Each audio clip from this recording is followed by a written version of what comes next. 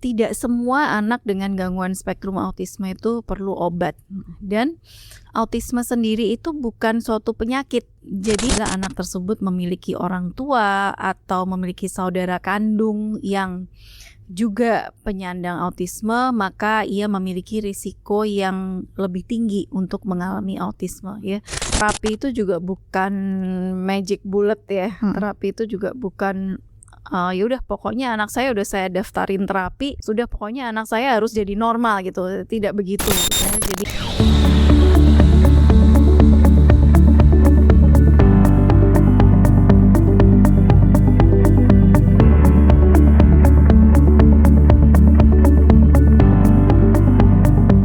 Halo Sobat Sehat RSCM, selamat datang di podcast RSCM, tempat kita membahas masalah kesehatan dan solusinya bersama saya Anissa Muhi.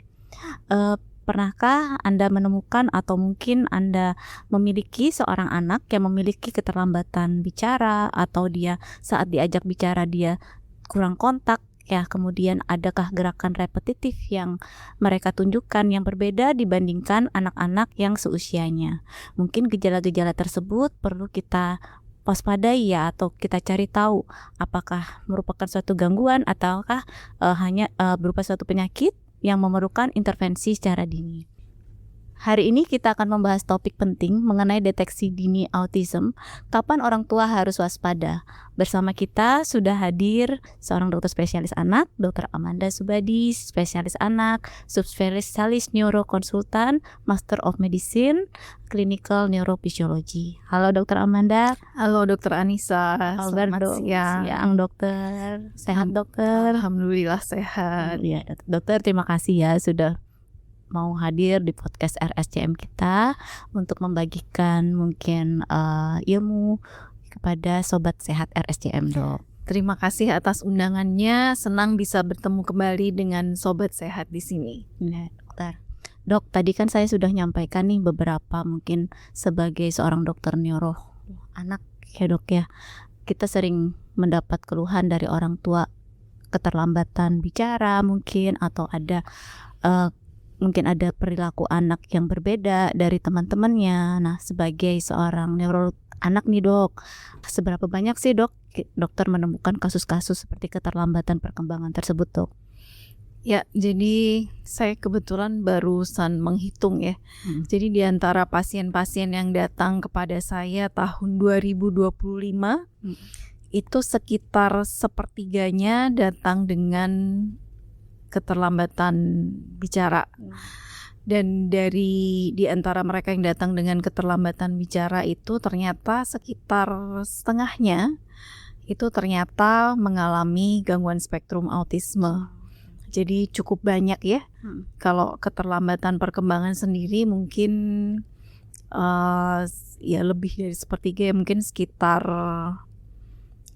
antara nggak sampai setengah ya, tapi sekitar sepertiganya itu datang dengan keterlambatan bicara, dan di antaranya itu setengahnya ternyata mengalami autisme. Dok, tadi kan dokter udah menyampaikan ya untuk gejala atau autism spectrum disorder itu apa aja sih dok yang perlu kita waspadai? Apakah ada gejala-gejala khusus yang ditampilkan pada anak pada usia dia semuda apapun itu bisa muncul, maksudnya dok? Itu usianya ya? Terima kasih Dokter Anissa. Mungkin kita mulai dari apa sebenarnya gangguan spektrum autisme itu ya.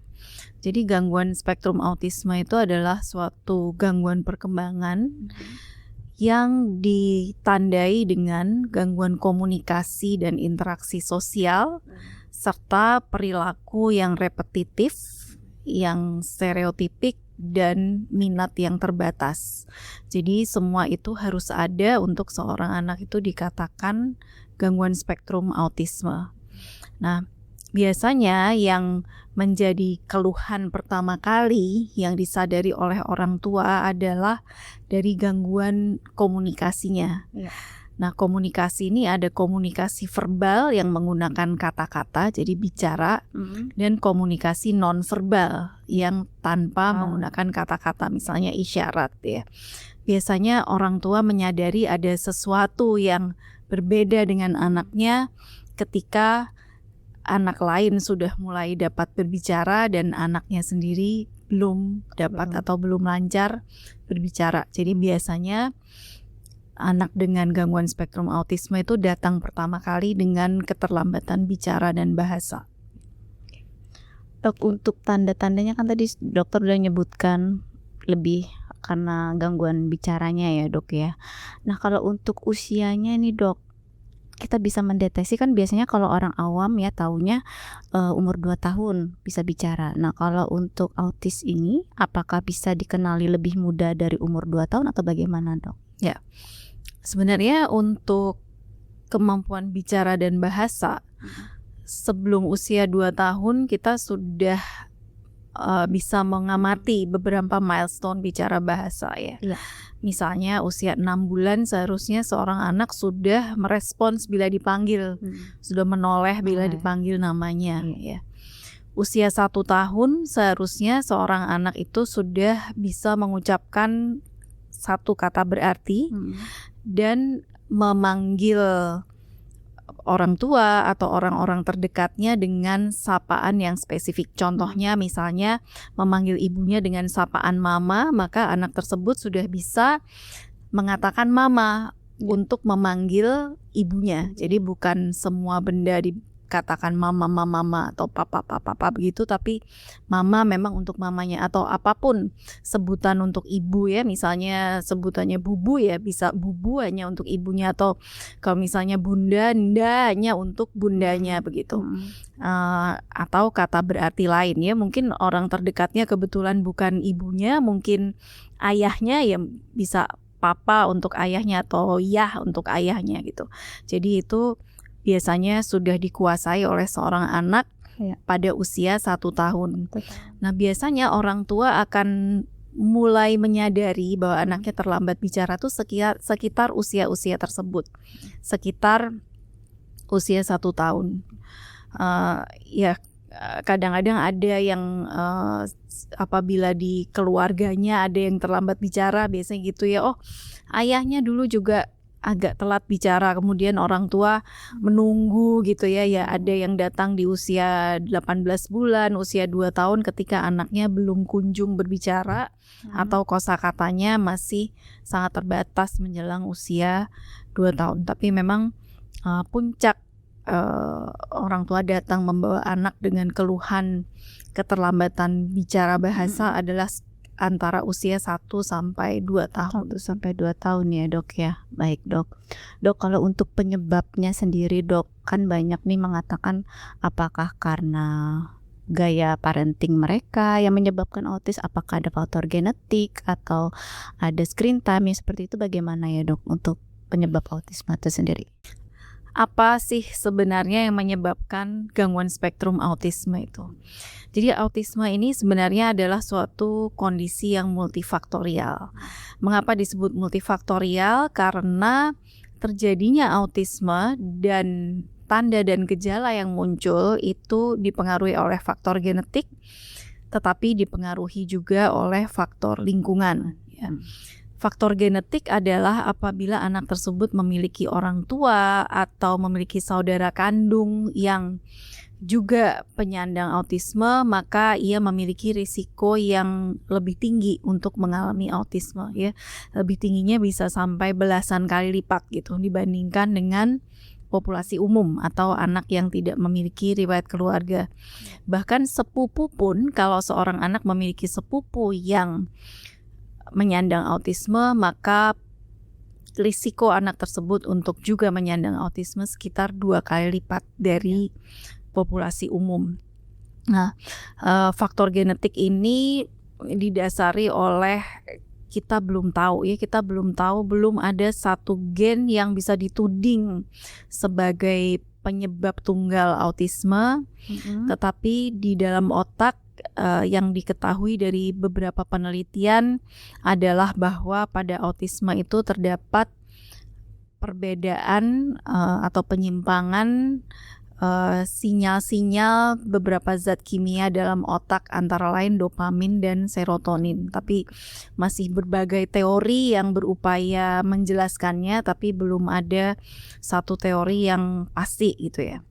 Nah, pengaruh lingkungan berpengaruh terhadap gejala dan tanda klinis yang muncul. Jadi kalau dikatakan wah seorang anak ini atau anak ini menjadi autis karena main gadget terus gitu ya, itu kurang tepat juga, karena walaupun memang paparan screen time itu bisa memodifikasi, mengubah jadi bisa memperberat gejala dan tanda klinis yang muncul, tetapi dia tidak bisa dituding sebagai penyebab autisme ya. Kalau mengenai paparan screen time itu ada dua sisi sebenarnya. Yang pertama adalah anak dengan autisme itu karena autismenya dia akan cenderung untuk lebih menyukai aktivitas-aktivitas yang dilakukan secara soliter tanpa harus berhubungan dengan manusia lain ya. Oleh karena itu dia punya resiko untuk memang paparan screen time-nya berlebih ya. Tetapi di lain sisi paparan screen time berlebih itu mengurangi kesempatan anak tersebut untuk mendapat paparan sosial dengan manusia lain, sehingga memperberat gangguan komunikasi dan interaksi sosialnya. Ada satu hal yang unik sebenarnya adalah bahwa kalau seorang anak itu terpapar gawai ya, terpapar screen time pada usia terlalu dini, pada usia di bawah 2 tahun, maka anak yang sebenarnya bukan anak dengan autisme itu bisa memperlihatkan gejala menyerupai autisme. Bagaimana membedakannya dengan anak yang memang memiliki gangguan spektrum autisme itu adalah menghentikan paparan digitalnya. Jadi menghentikan screen time-nya, menghentikan paparan gawainya. Bila anak tersebut menunjukkan gejala mirip autisme dikarenakan paparan gawainya, maka dengan penghentian paparan tersebut gejalanya dengan sendirinya akan perbaikan ya. Tetapi kalau memang autisme ya masih akan ada defisit komunikasi dan interaksi sosialnya ya. Tapi ini sangat bervariasi ya, kalau ditanya berapa bulan atau berapa minggu harus stop gitu. Ya. Itu tidak ada cut off-nya. Secara umum memang disarankan anak di bawah usia 2 tahun tidak perlu terpapar gawai dulu ya, kecuali hanya untuk video call saja. Kalau memang ada gangguan komunikasi dan interaksi sosial, keterlambatan bicara dan bahasa, jangan berasumsi itu hanya karena gawai dan bawalah anak tersebut untuk diperiksakan. Kan ya dok ya, seperti itu. Ya baik dok. Dok, kalau untuk tadi kan dokter sudah menyatakan bahwa gejala yang paling dominan biasanya adanya gangguan komunikasi maupun interaksi sosial. Dok, ada lagi nggak gejala-gejala yang harus orang tua waspadai nih? Oh, ini anak saya ada beda atau ada gangguan seperti itu yang mengarahkan ke arah tanda-tanda autis tersebut. Ya, benar. Kita kupas dulu mungkin satu persatu ya. Tadi kalau gangguan komunikasi memang yang paling mudah dikenali adalah keterlambatan bicara dan bahasa. Iya. Kalau gangguan interaksi sosial yang paling simpel bentuknya itu adalah kontak mata. Jadi seringkali orang tua mengeluh anak ini kontak matanya kurang baik gitu ya, kurang baik, atau kurang baik itu bisa tidak ada sama sekali, atau ada tapi sangat singkat gitu. Jadi kalau berbicara atau diajak berbicara nggak mau ngelihat orang tuanya, atau melihat orang tuanya tapi hanya sebentar saja kemudian sudah beralih ke sesuatu yang lain. Kemudian salah satu lagi adalah tidak bisa menunjuk ya. Anak usia 1 tahun, sebelum usia 1 tahun seorang anak itu sudah harus bisa menunjuk dengan jari telunjuknya untuk menyatakan menginginkan sesuatu ya. Misalnya ingin susu, misalnya dia bisa menunjuk dengan jari telunjuknya ke arah susu untuk menyatakan dia minta susu. Nah, kalau ini tidak ada, usia 1 tahun anak belum bisa menunjuk, maka kemungkinan anak ini mengalami gangguan interaksi sosial. Demikian juga dengan gestur-gestur sosial yang lain ya, misalnya melambaikan tangan, bye-bye, atau misalnya bersalaman, tos ya. Salah satunya lagi adalah bermain cilukba, karena bermain cilukba itu adalah salah satu permainan yang membutuhkan interaksi sosial dan juga kontak mata gitu. Seringkali anak dengan gangguan spektrum autisme itu tidak suka bermain cilukba, atau kalau bermain cilukba dia diam aja seperti tidak tahu apa yang harus dilakukan. Itu beberapa contohnya. Jadi selain komunikasi verbal juga komunikasi dan interaksi non-verbal yang tidak menggunakan kata-kata ya. Kemudian tadi kan ada satu kriteria diagnosis lagi ya, yaitu adalah adanya perilaku yang repetitif dan stereotipik serta minat yang terbatas. Ya, jadi perilaku repetitif itu adalah perilaku yang diulang-ulang, yang tidak ada tujuannya ya. Gerak stereotipik itu adalah gerak tidak bertujuan yang dilakukan berulang-ulang. Jadi termasuk perilaku repetitif tadi. Ada beberapa contoh ya, tapi tidak selalu bentuknya seperti ini. Contoh yang sering tuh antara lain adalah flapping ya. Flapping itu adalah mengepak-ngepakkan tangan seperti ini, ada yang seperti ini, ada yang begini ya. Itu adalah flapping. Tapi tidak semua anak autis juga flapping gitu. Itu salah satu yang relatif lebih sering. Atau body rocking. Body rocking itu mengayun-ayunkan tubuh, bisa ke samping kiri kanan atau bisa ke depan belakang gitu. Ya, tapi yang tidak ada fungsinya gitu. Ada lagi gerak-gerak stereotipik yang lainnya, misalnya memicingkan mata kalau ingin fokus melihat sesuatu, padahal tidak ada kelainan pada mata, cuman tiap kali nonton TV atau melihat orang lain dia harus melirik seperti ini. Itu termasuk salah satu perilaku stereotipik. Salah satunya lagi adalah berjalan jinjit. Berjalan jinjit padahal tidak ada sesuatu yang perlu dihindari, juga tidak ada kelainan pada kaki misalnya yang membuat dia harus berjalan jinjit, tapi dia berjalan jinjit. Tentu tidak berdiri sendiri ya, jadi disertai dengan gangguan komunikasi dan interaksi sosial tadi. Oh iya dok, tadi kan ada satu lagi ya yang dokter sebutkan, adanya minat yang terbatas. Itu bagaimana dokter? Ya, jadi seorang anak dengan gangguan spektrum autisme itu seringkali hanya cenderung untuk berminat terhadap satu atau dua hal yang dia sangat sukai gitu. Dan kalau dia sedang berminat terhadap hal tersebut gitu, dia bisa yang namanya hiperfiksasi ya. Jadi dia hanya ingin melakukan atau melihat atau mengonsumsi media yang mengandung hal yang sangat dia sukai itu. Contohnya misalnya sedang suka suatu karakter tertentu ya, karakter kartun tertentu, maka dia hanya mau melihat video atau membaca buku atau melihat media lain yang memang terkait dengan karakter tersebut. Ada yang begitu hiperfiksasinya sampai suatu video tertentu itu hanya mau ditonton pada detik-detik tertentu, menit-menit tertentu dalam video tersebut, diulang-ulang terus ya. Sudah nonton sampai adegannya selesai, diulang lagi. Itu salah satu contoh hiperfiksasi. Atau kalau sedang suka suatu mainan tertentu, maunya hanya main itu terus ya. Dikasih mainan yang lain, dibelikan mainan yang lain, tidak maunya hanya main itu terus. Kalau mainannya disimpan, dia marah. Contohnya seperti itu. Bisa juga dalam bentuk keterpakuan terhadap rutinitas ya. Keterpakuan terhadap rutinitas, contohnya kalau pergi ke suatu tempat harus lewat jalan yang sama gitu. Misalnya harus lewat flyover. Kalau pergi naik mobil nggak lewat flyover, dia marah. Contohnya seperti itu. Itu adalah manifestasi dari minat yang terbatas tadi ya. Baik dokter, terima kasih dok.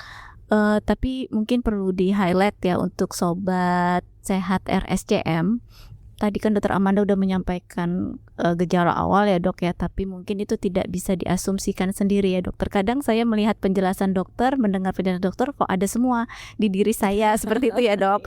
Jadi maksud saya di sini mungkin ayah bunda harus memeriksakan lebih lanjut apabila ada tanda-tanda yang dokter Amanda sudah sebutkan tadi ya dok. Mungkin seperti itu ya dok. Ya, betul dokter Anissa. Jadi ya manusia itu kan bukan sesuatu yang bukan ilmu pasti ya, dan kondisi kita juga berubah-ubah seiring dengan kondisi mental, dengan lingkungan kita gitu. Jadi untuk sobat sehat yang menemukan satu atau lebih dari tanda-tanda tersebut mungkin pada anak atau kerabat, sanak keluarga dan sebagainya, sebaiknya bawalah berkonsultasi, minimal dibawa dulu berkonsultasi ke dokter spesialis anak untuk dilakukan screening perkembangan apakah memang ada kecurigaan ke arah suatu gangguan atau penyimpangan. Jika memang terdapat kecurigaan ke arah suatu keterlambatan atau suatu gangguan, maka anak tersebut akan dirujuk ke dokter subspesialis yang terkait. Dalam hal ini subspesialis neurologi. Iya, baik, betul dok.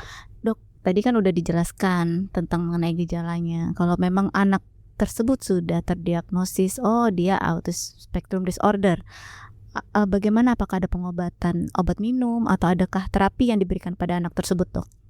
Baik, jadi tata laksana dari gangguan spektrum autisme ini sifatnya multidisiplin ya. Jadi kita bekerja dalam suatu tim, kita tidak bisa bekerja sendiri. Memang dalam mendiagnosis awal kita sebagai subspesialis neurologi anak bisa menegakkan diagnosisnya. Kemudian selain itu kita juga akan mengidentifikasi apakah ada komorbiditas ya. Komorbiditas itu adalah gangguan-gangguan lain yang menyertai. Contohnya misalnya ADHD, gangguan pengusatan perhatian hiperaktivitas, atau misalnya epilepsi, atau jangan-jangan gejala mirip autisme tersebut terjadi karena suatu kelainan otak. Itu semua harus diidentifikasi oleh dokter subspesialis neurologi anak. Identifikasinya terutama melalui wawancara medis dan dengan pemeriksaan fisik. Kalau perlu baru dilakukan pemeriksaan penunjang ya. Jadi tidak semua anak dengan kecurigaan autisme itu memerlukan macam-macam pemeriksaan laboratorium dan pemeriksaan foto, MRI dan sebagainya. Tidak, itu hanya kalau ada kecurigaan dari wawancara medis dan pemeriksaan fisik. Nah, kalau memang sudah ditegakkan diagnosis autisme, gangguan spektrum autisme, maka tata laksananya multidisiplin. Kita bekerja sama dengan dokter spesialis rehabilitasi medik. Mungkin juga kita perlu bekerja sama dengan psikiatri, dokter ahli kesehatan jiwa. Mungkin juga kita akan perlu kerjasama dengan psikolog ya. Nah, untuk tata laksananya tadi karena dokter Anissa bertanya ya apakah perlu obat ya. Tidak semua anak dengan gangguan spektrum autisme itu perlu obat, dan autisme sendiri itu bukan suatu penyakit. Jadi kita tidak berpikir mau menyembuhkan autismenya, kita tidak memberi obat untuk menyembuhkan autismenya, tapi sebenarnya semua tata laksana kita berikan itu adalah tujuannya supaya anak dengan autisme ini bisa beradaptasi dengan lingkungannya, sehingga diharapkan nantinya bisa semandiri mungkin. Ya. Nah, apa saja yang perlu dilakukan? Mungkin anak tersebut memerlukan terapi, namanya terapi sensori integrasi. Ya. Itu tujuannya adalah untuk memperbaiki regulasi dirinya. Kalau regulasi dirinya sudah lebih baik, mungkin dia perlu terapi wicara ya. Mungkin juga kalau masalah perilakunya menonjol, mungkin anak tersebut memerlukan terapi perilaku, terapi behavior. Dan ada modalitas terapi lain ya yang ada unsur-unsur terapi-terapi yang sudah saya sebutkan ini, misalnya Dear Floor Time misalnya ya, itu suatu bentuk terapi berbasis bermain. Nah, di manakah tempatnya terapi obat pada autisme? Jadi pada autisme ini obat hanya diperlukan apabila anak tersebut gangguan perilakunya sampai membahayakan diri sendiri atau orang lain ya. Misalnya membentur-benturkan kepalanya ke tembok atau memukul-mukul kepalanya sendiri, mengganggu orang lain, menyakiti, memukuli temannya misalnya atau memukuli anak lain. Nah, itu kita berikan obat, harapannya sih untuk sementara waktu untuk mengurangi perilaku agresif dan disruptifnya. Tetapi supaya perubahan perilaku itu bisa bertahan dalam jangka panjang, maka kita perlu terapi tadi ya, mulai dari sensori integrasi, terapi perilaku dan sebagainya. Dok, kita kan sebagai ibu ya biasanya kalau mendapatkan anak dengan autism spectrum disorder, itu apakah ada semacam khusus pemberian diet atau adakah keterkaitannya dengan alergi makanan seperti itu, Dok? Ya, jadi sebenarnya desas-desus ya dalam tanda kutip bahwa autisme itu disebabkan oleh alergi makanan itu berasal dari suatu penelitian yang dilakukan, kalau saya tidak salah, akhir tahun 90-an atau awal tahun 2000-an, yang mengatakan bahwa pada anak autisme itu ada kelainan di ususnya gitu. Ketika ususnya diteropong katanya ada kelainan. Tetapi penelitian ini ternyata metodologinya kurang sahih ya. Jadi tidak ada kelompok pembandingnya dan juga jumlah subjeknya relatif sedikit gitu. Dan setelah diteliti pada sampel yang lebih besar, diteliti pada sampel puluhan ribu anak, ternyata hipotesis tersebut tidak terbukti ya. Jadi sampai sekarang tidak terbukti bahwa autisme itu disebabkan oleh alergi ya. Bisa nggak anak autis alergi? Ya bisa aja gitu, tapi bukan autisnya disebabkan oleh alergi, bukan kebetulan saja anak tersebut mengalami autisme dan juga mengalami alergi gitu. Tapi jadi tidak semua anak autisme butuh tes alergi dan obat anti alergi ya, tergantung apakah ada tanda dan gejala alergi pada anak tersebut. Kemudian mengenai diet juga begitu ya. Ternyata setelah diteliti, jadi sama-sama anak autisme dibagi secara random, secara acak, ada yang mendapat diet, ada yang justru diberikanlah makanan-makanan yang katanya harus pantang tersebut. Ternyata setelah diukur perilakunya, antara dua kelompok tersebut tidak berbeda bermakna. Jadi juga tidak terbukti secara konklusif bahwa diet itu dapat memperbaiki perilaku anak dengan autisme. Jadi prinsip-prinsip diet seimbang, nutrisi yang bervariasi itu berlaku baik pada anak tipikal maupun anak divergen termasuk anak autisme ya. Baik. Berarti untuk itu belum bisa kita simpulkan seperti itu ya, Dok, masih mungkin lebih dari, kalau mengenai diet ya, lebih dari tidak bisa kita simpulkan, tapi sudah ada bukti bahwa diet itu tidak efektif begitu ya. Kecuali memang ada indikasi yang jelas seperti tadi misalnya anak autisme yang kebetulan memang alergi ya, pantangnya sesuai avoidance atau sesuai apa yang harus dihindari untuk menghindari gejala alerginya gitu. Tapi bukan alerginya yang menyebabkan autisme, bukan ya. Dan juga bukan pantang makanan yang dilakukan untuk dalam tanda kutip menyembuhkan autismenya ya. Jadi itu adalah dua hal yang saling mungkin koinsiden gitu ya.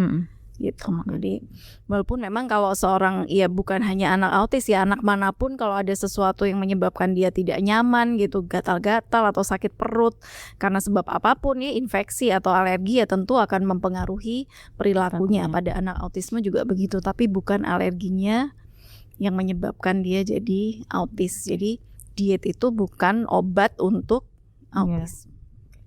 Dok, tadi kan dokter sudah menyebutkan beberapa terapi yang diberikan pada anak autis, Dok.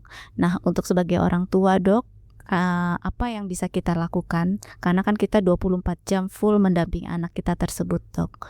Mungkin bisa dikasihkan pesan atau apa yang harus dilakukan untuk mendukung kegiatan-kegiatan anak-anak kita, Dok?